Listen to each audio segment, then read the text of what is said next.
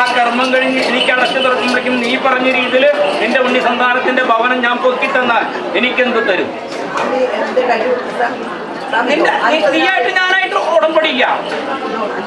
നീ ഒരു ഇടനിലക്കാരിത്യാ, നീയായിട്ട് ഉടമ്പടിയില്ല. ആ ഉണ്ണിക്ക് വേണ്ടിയിട്ടാ ഞാൻ കാര്യം പ്രവർത്തിക്കില്ല. അല്ല ചോദിക്കല്ല, അങ്ങനെയാണെങ്കിൽ എന്നോട് ഉടമ്പി വെച്ചാൽ മതി, അല്ലെങ്കിൽ വേണ്ട. മനസ്സിലായില്ല? ഞാനെന്താ പറഞ്ഞേ? നിനക്ക് ആ ഉണ്ണിയുടെ സമയം ഇപ്പൊ നല്ലതാ. നീ പറഞ്ഞെന്താ കെട്ടിപ്പൊക്കാനായിട്ട് അടിത്തറ ഇട്ടിട്ട് അവിടുന്ന് പൊന്തിയില്ല എന്നല്ലേ പറഞ്ഞേ?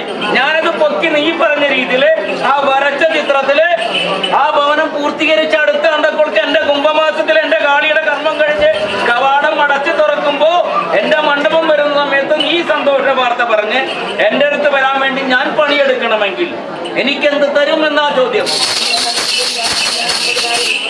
ഒരു വെള്ളി തരണം. 1,00,000 രൂപ. അതിനുള്ള വഴിയാ ഉണ്ടിക്കുണ്ട്. ഇല്ലെങ്കിൽ ആ വഴിന്ന് ഞാൻ കുറഞ്ഞു. ഏതാ വേണ്ടേ? നീ സങ്കടപ്പെടണ്ട. നിനക്കിതിലൊന്നും ബാധകല്ലല്ല. നിന്റെ കയ്യിൽ നിന്ന് 5 വെള്ളി പോവില്ല. പോവോ? അല്ല, പോവില്ല. നീ ഒരു ഇടനിലക്കാരിയല്ലേ? നിന്റെ ഉണ്ണിക്ക് വേണ്ടിയിട്ടല്ലേ നീ എന്നോട് ആവശ്യം പറഞ്ഞ്? ആ ഉണ്ണിക്ക് അതിനും അപ്പുറത്ത് എനിക്കൊരു വെള്ളി തന്നിട്ടുണ്ടെങ്കിൽ അതിനപ്പുറത്ത് ഞാൻ ആ ഉണ്ണിക്ക് ഉണ്ടാക്കി കൊടുക്കും. അപ്പൊ അതിന്റെ ചിത്രം അതിന്റെ തിരുമുമ്പിൽ നിന്ന് ഒരു നുള്ളി മണ്ണ് മനസ്സിലാവണ്ട, അത് കൊണ്ടുവരാം. എല്ലാം എത്ര പേരുണ്ട് അവിടെ? അപ്പൊ 3 കിട്ട് തന്നെയാ ഞാൻ പറഞ്ഞത്. നീ 50 പറഞ്ഞു, ഞാൻ അപ്പുറത്ത് 50 കൂടി കയറ്റി വരും. ആ നീ പറഞ്ഞ കാര്യം ഞാൻ നടത്തി തന്നു. എത്ര നേരം ഇരുന്നു ആ ഉണ്ണി നിന്റെ കൂടെ?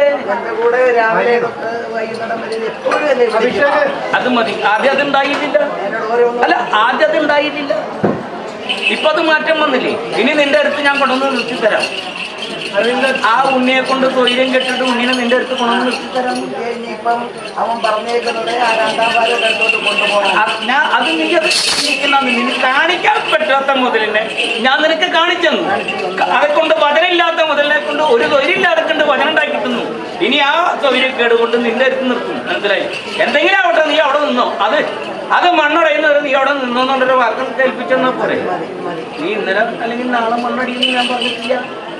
നീ മണ്ണടിയുന്നവരെ അതിന് ഞാൻ നിർത്തിത്തരാന്ന് പറഞ്ഞിട്ടുള്ളൂ. അതല്ല വാക്ക്. എന്റെ വാക്ക് തെറ്റില്ല.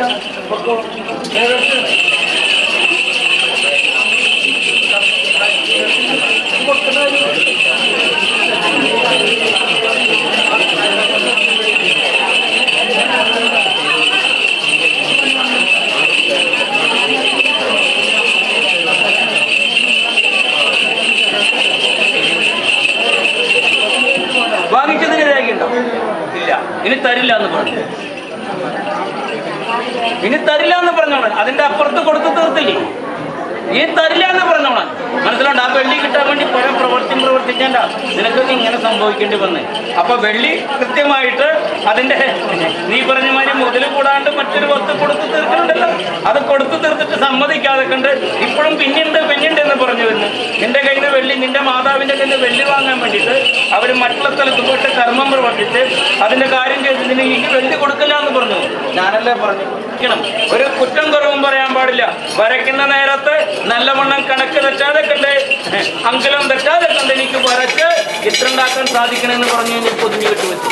ഞാൻ തീർപ്പുണ്ടാക്കിയിട്ട് മംഗല്യം കഴിച്ച ആൺ സന്താനം മരുമകൻ എന്നല്ലേ നീ പറഞ്ഞേ. ഞാൻ അങ്ങനെ തന്നെ തിരിച്ചു പറയാം.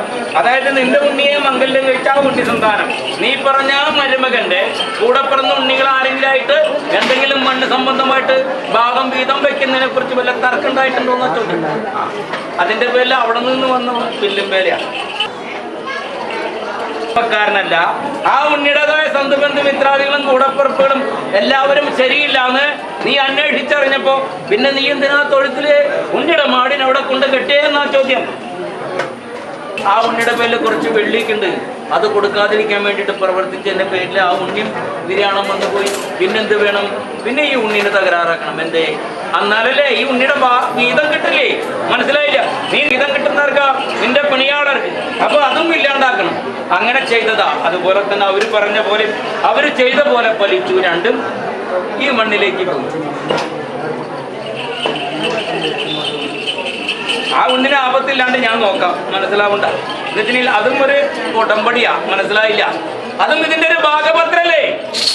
ഈ മാതാവും പോയി പിതാവും പോയി അതിന്റെ മണ്ണിനും മറ്റുള്ള വിധങ്ങൾ അത് ഒരു പരിധിയാവുന്ന സമയത്ത് കൊടുത്തേക്കണം. ആ ഉണ്ണിനെ അങ്ങോട്ട് പറഞ്ഞയച്ചേക്കരുത് കേട്ടാ.